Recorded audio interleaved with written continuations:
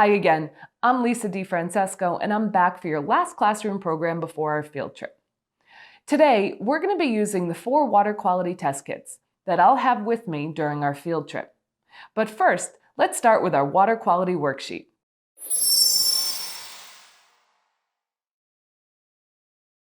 Just like before, you're going to fill in the missing information.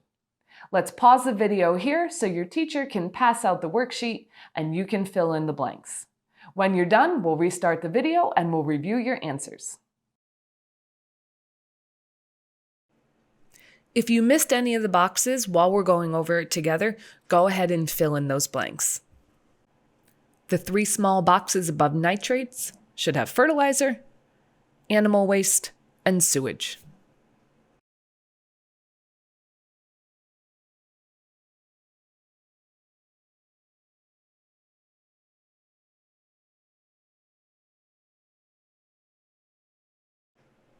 The 2 small boxes above dissolved oxygen should say fish use it and plants make it.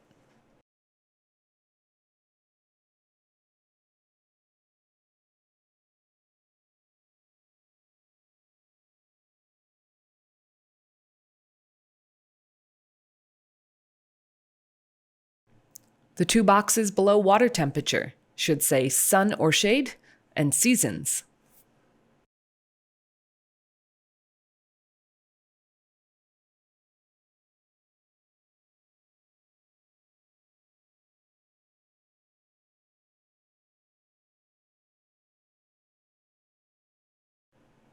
And the 3 boxes below pH should say 0 to 6 acid, 7 neutral, and 8 to 14 base.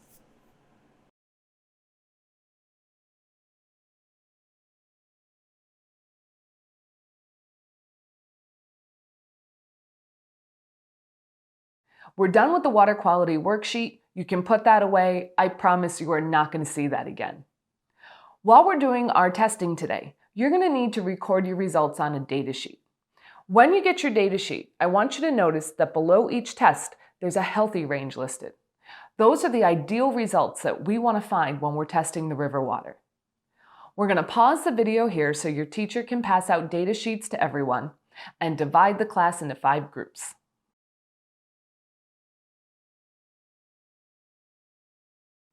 We're doing all 4 tests today, but I'm going to demonstrate one at a time. So you're going to see the whole procedure from start to finish. When I'm done with the demonstration, we're going to pause the video so your teacher can pass out the test equipment that you need for that test. Then we're going to advance the video just a little and you're going to see the written directions for that test up on the screen and you can follow those step by step.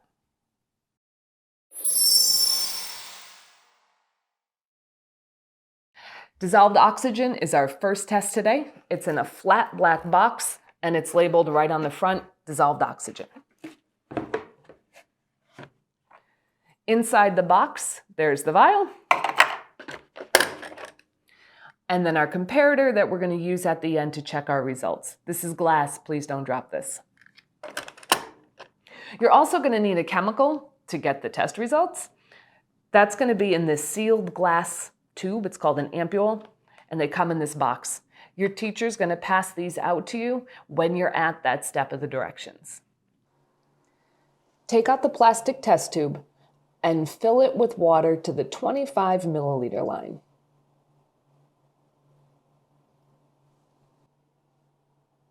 For the next step, you're going to need the glass ampule with the chemical in it. Your teacher will give this to you when you're ready for this step. You're going to take the narrow end of the ampule and put it into the test tube. Make sure it's hooked into one of those dips that goes around the edge of the test tube. Hold the test tube with one hand. Make sure the ampule is straight up and down, not at an angle. Pull the ampule against the edge of the test tube. The end's going to snap off. The water's going to get pulled in. And you're going to see a color change pretty quickly. Once the ampule has filled with water, turn it over slowly, letting the bubble travel from top to bottom. We're going to mix the chemical and the water a couple times. After the water and the chemical in your ampule is mixed, we're going to set the timer for 2 minutes. If you check it too soon, the test isn't going to be done and you won't have an accurate result. When your time is up, take your ampule and see which one it matches the closest to in the comparator. If you think it's in between two results, say it's a little darker than a 6 but lighter than an 8, it can be a 7. It can be in between, it just has to be a whole number, not a half number.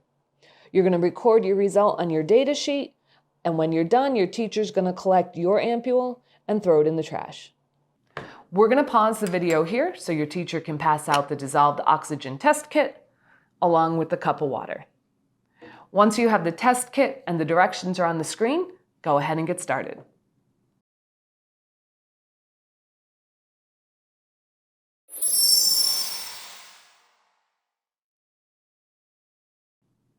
Our second test is temperature. All you're going to need is a thermometer. Temperature is a quick and easy test. You're going to take your thermometer, place it in the cup of water. Give it a minute or two to adjust, and then read the result. Make sure when you're reading the result, the thermometer is straight up and down, and you're looking eye level with the thermometer. So if you need to, pick up the cup with the thermometer in it and read it that way. Don't take it out of the cup to read it. If you do that, you're going to record the air temperature, not the water temperature. Once you've read your thermometer, go ahead and record your result on your data sheet. We'll pause the video here. Your teacher's going to pass out the thermometer. Once you have your equipment and the directions are up on the screen, go ahead and get started.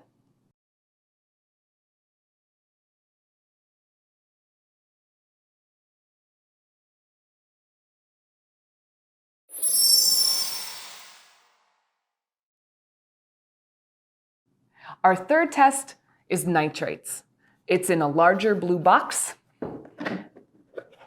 Inside the nitrate test kit, you have your test tube and the comparator that we're going to use to check our results at the end. Using the pipette, you're going to fill the test tube with water to the 5 milliliter line. Once your test tube is filled, your teacher's going to come around with nitrate number 1. You're going to hold the test tube. After the tablet goes in, you're going to put the cap on and shake until it's dissolved. When tablet number 1 is dissolved, you're going to remove the cap, and your teacher's going to come around with nitrate tablet number 2. Same thing. You're going to pop one nitrate tablet number 2 in, place the cap back on, and shake until it's dissolved. Once the second tablet is dissolved, we're going to set the timer for 5 minutes. When 5 minutes have passed, you're going to take the test tube and place it into the comparator. As you lower it down, see which result on the comparator it matches the closest to. Record your result on the data sheet.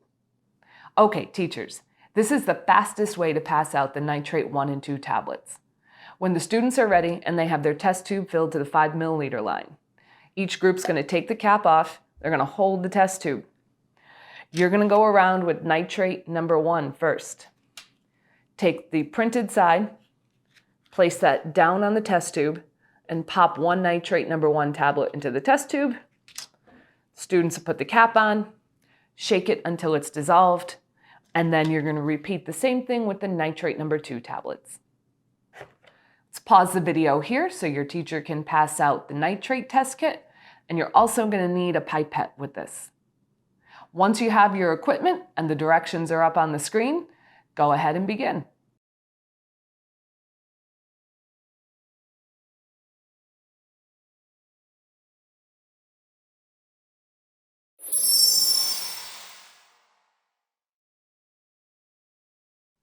Our last test is pH, and it's in the smaller blue box. Inside the test kit, we have our test tube, your wide range indicator that we're going to use to get the result. Leave the cap on until it's time to use it, and our comparator that we'll use at the end to check our results. Using the pipette, fill the test tube to the 10 milliliter line with water. That line is closest to the top.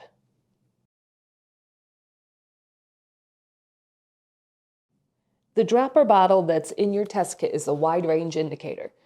You're going to place 10 drops into the test tube. Make sure you hold the bottle straight up and down so you get nice sized drops. Place the cap on the test tube and turn it over once to mix the reagent with the water. Take the test tube and place it into the opening of the comparator and see which result it matches the closest to. If the color in your test tube doesn't match any of the options on the comparator, switch it with the other one that's in your test kit and see if you can find a good match. Record your results on your data sheet. We're going to pause the video here so your teacher can pass out the pH test kits. Once you have it and the directions are up on the screen, go ahead and begin your test.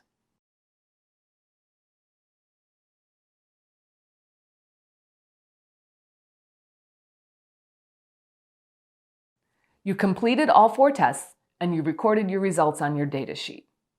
But keep in mind, you were testing tap water, not the river water. What's considered healthy in tap water isn't quite the same for the river. For example, dissolved oxygen. It doesn't matter how much is in our drinking water. We don't have gills. We're not breathing in that water, so it's not important. Temperature isn't important for our drinking water either. We're not living in it. Nitrates, though, that's important. We want to make sure there are no nitrates in our drinking water as well as in the river. And pH 6 to 8 is ideal for the tap water too, but you certainly eat and drink things that are outside that range all the time. We're all done with our classroom portion. I'll see you guys next time at Stop 1 in the field.